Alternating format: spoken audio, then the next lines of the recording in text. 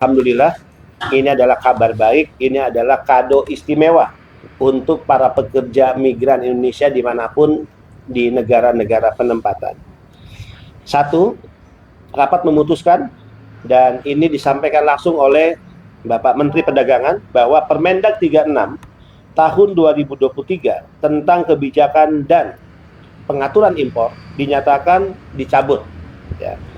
Dan terkait pengaturan kebijakan impor, ya, dikembalikan ke Permendag nomor 25. Sehingga yang kedua, tidak lagi berlaku pembatasan atas jenis dan barang milik PMI.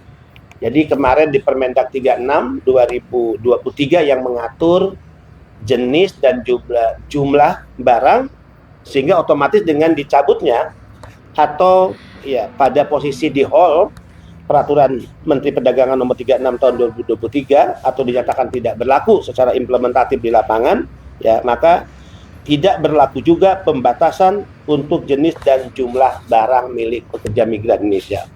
Jadi yang kemarin sempat mengatur alas kaki 2, kemudian pakaian 15 pieces, itu tidak berlaku lagi. Jadi PMI bisa mengirim, ya, barang sebanyak-banyaknya, sepanjang barang itu tidak masuk kategori barang terlarang, barang yang dikategorikan berbahaya, barang yang dikategorikan menjadi ancaman bagi lingkungan misalnya. Ketiga, rapat juga memutuskan bahwa pembatasan, ya, hanya berlaku untuk nilai atau nominal bea masuk barang, yaitu terkait keringanan pajak atau relaksasi pajak sebagaimana diatur oleh PMK atau Peraturan Menteri Keuangan nomor 141 tahun 2023, ya, yaitu Peraturan Menteri Keuangan tentang ketentuan impor barang milik pekerja migran Indonesia, di mana dalam peraturan tersebut, ya, PMI atau barang pekerja migran diberikan relaksasi pajak 1.500 US dollar dalam 1 tahun. Bisa dibagi dalam 3 kali kiriman atau 1 kali pengiriman atau 2 kali pengiriman, ya. Jadi alternatif. Kemudian yang keempat, kelebihan atas barang milik PMI. Nah, jika PMI mengirim barang, tidak lagi ada pembatasan jumlah dan jenisnya. Jadi sepatu tidak lagi dibatasi misalnya 2. Mau ngirim sebanyak-banyaknya itu diserahkan pada PMI. Pakaian tidak lagi dibatasi 15 pieces, sebanyak-banyaknya PMI. Tapi karena pembatasan hanya berlaku untuk nominal pajak, yaitu 1.500 US dollar atau 500 US dollar dalam 1 kali pengiriman, maka kelebihan barang yang dikirim PMI, ya, kelebihan barang kiriman PMI tidak direekspor atau dikembalikan ke negara di mana PMI bekerja dan tidak dimusnahkan, ya. Tapi barang tersebut masuk dalam kategori umum yang tentu sebagai kelebihan dari relaksasi pajak dia harus membayar bea masuk, ya. Jadi tidak lagi harus dikembalikan ke negara di mana PMI bekerja atau apalagi dimusnahkan, tapi otomatis kelebihan barang tersebut masuk dalam kategori barang umum yang harus membayar, ya, bea masuk atau pajak.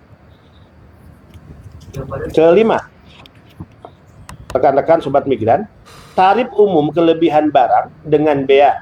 Nah, tadi ada yang tanya pasti kan. Nah, kalau yang lain dibebaskan pajaknya, kelebihannya karena sudah tidak dibatasi, tidak dilarang lagi, ya, masuk kategori umum, itu berapa pembayaran bea masuknya? Selama ini, ya, yang berlaku umum adalah 7,5%, ya, dari total, ya, jumlah barang, ya, dari kelebihan barang, dari harga barang. Nah, khusus untuk PMI, kalau umum kan 7,5% kelebihan barang harus dia bayar bea masuk atau pajaknya.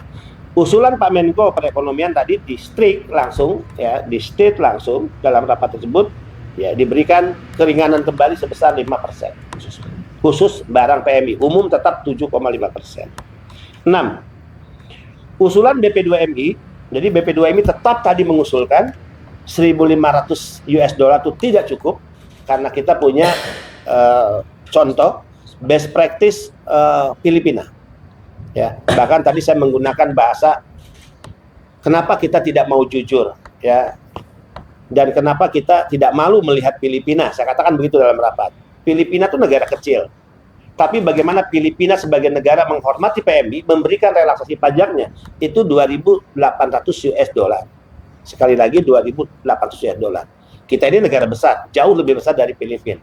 Masa kita hanya memberikan 1.500 US dollar?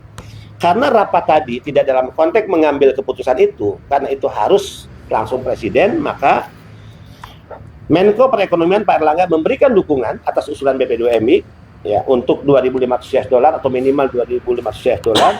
Menteri Perdagangan juga tadi Pak Zulkifli Hasan memberikan dukungan sehingga usulan itu nanti akan dibawa dalam rapat terbatas dengan Presiden karena keputusannya harus dalam rapat terbatas dengan Presiden. Mudah-mudahan tentu usulan ini akan berhasil. Kemudian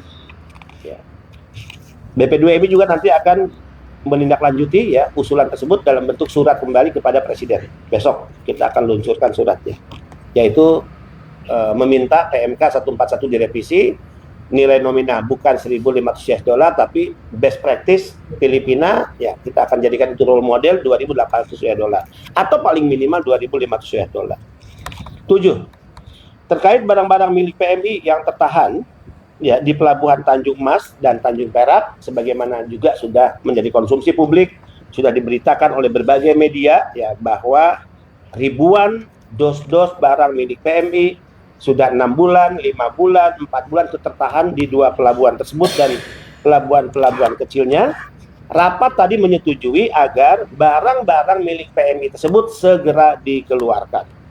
Yang pengaturannya atau otoritas kebijakannya itu diserahkan kepada pihak Bea Cukai ya. Jadi tidak lagi diatur oleh Permendag ya, tapi diserahkan otoritas kewenangannya kapan dikeluarkan tentu tadi ya persetujuan dan perintah rapatnya harus segera itu menjadi kewenangan dari Bea Cukai. Nah, kita akan terus melakukan koordinasi dengan teman-teman Bea Cukai. Yang menarik Sobat Migran, Bapak Ibu sekalian, rapat tadi tentu ya adalah rapat yang penuh suasana kekeluargaan, terlebih kita baru melewati ya, perayaan Idul Fitri 1445 Hijriah ya. Tadi diawali dengan semangat minal aidin wal faidin, mohon maaf lahir batin ya. Dan Pak Menko Erlangga tadi memberikan pernyataan yang ini semangatnya sama dengan semangat BP2MI. Beliau mengatakan negara tidak boleh atau tidak pantas mencurigai rakyatnya, mencurigai bangsanya. Apalagi para pekerja migran Indonesia ini adalah masyarakat yang sudah bekerja ke luar negeri dan memberikan kontribusi besar kepada negara. Nah, ini sama dengan semangat PMI.